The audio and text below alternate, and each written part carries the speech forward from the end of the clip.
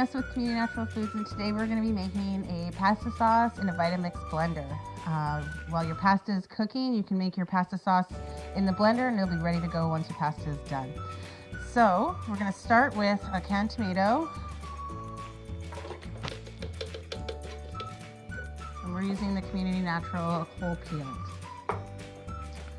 Then we're going to add some herbs in there. We're going to add them whole because through the blending it's going to get it all nice and blended up. We've got some thyme, oregano, and rosemary.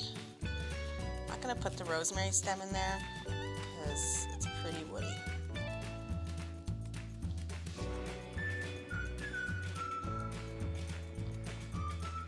And got some basil. We're putting in 1 clove of garlic, but that's because they're really big, so you can put upwards to 2 to 3 in, based off of the size of this one because it's quite large.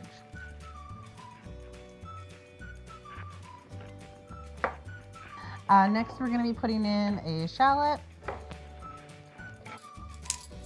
pepper,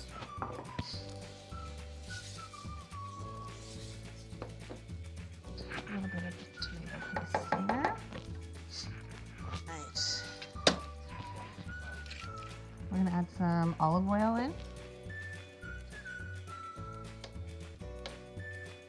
Half a cup.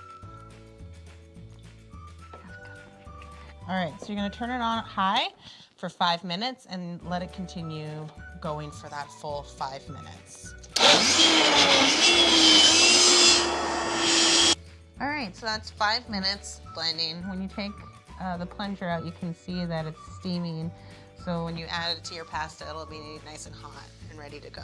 All right, so you can, once it's done, you can put a little bit of this into a fry pan, heat it up with the pasta, and it'll emulsify it really nicely from the starches from the pasta, and it'll be quite delicious for you. So I hope you enjoy this recipe.